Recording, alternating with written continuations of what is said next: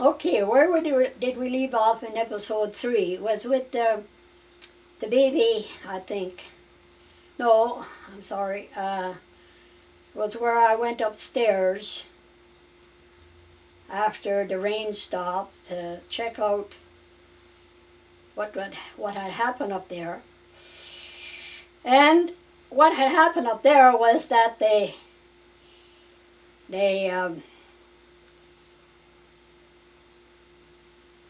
plaster on the walls was all turned to dust and on the floor, on the hardwood floor. And as I said, the whole end of the house was punched out. The chimney, there was not a brick left on the top of the house where the chimneys were supposed to be. And they were found weeks later, some of them, in the fields of the farms both sides of us. And that was quite a ways away. I wish now that we had a camera to take pictures, because I didn't go upstairs that particular first day up to the attic. So I didn't really know what had gone on up there right away, and neither did my dad.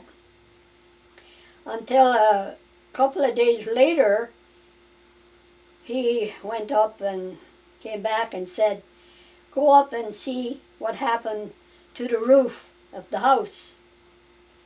And I said, "What do you mean? It's okay, isn't it?" "Go and see," he said. So the attic door happened to be in the room where we girls shared. So I went back upstairs and went up into the attic, and I couldn't believe my eyes, even though I was still in shock. We all were. And the roof, the roof was built like this. It came like this and then down. Well, the top part and the side part of the roof had opened up and had come back like this. And that was a big opening, the whole roof right across.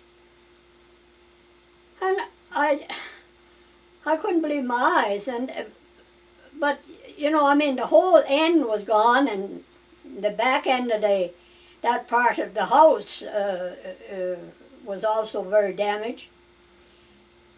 And you could see where the lightning had followed some of the beams and things in the attic, because they were strips taken from them and burnt, you know, like brown. I went back downstairs and I said to my dad, "But it blew the roof off almost." He said, "Yes." And my dad had built that house as a young man before he married Mom. So he knew every piece of that house.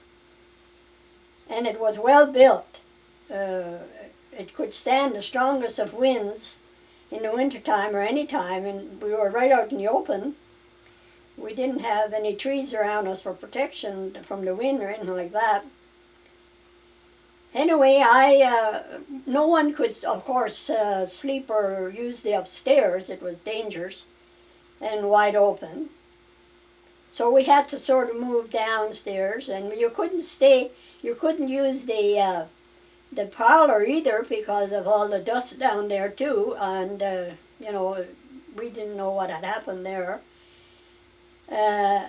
So we just sort of moved into the dining room with the children and closed the door there between the parlor and the dining room. But then when we checked the furnace, we found that it had a lot of holes in it. And it was a big furnace, the kind that in the middle of the basement, and upstairs in the hallway was a big grate. And then the heat went up as far as the ceiling and it stopped there. We children slept upstairs, but there was no heat upstairs at all. And in wintertime, it wasn't unusual to have this much ice on the inside of the windows and even in the corners of the hallway. And when you went upstairs, as you got there, you could stand half in the cold, freezing cold, and half in the heat. And I don't know why, there was no vents like going, to each room or anything like that. Uh, those days you couldn't get those kind of furnaces, I don't think, unless they were very, very expensive. But of course we were a farm home, so it was a little bit different. Though the furnace gave a good heat downstairs. But as young people, we didn't mind. We had blankets made from sheep's wool, and we had, everything our own, nice and warm. And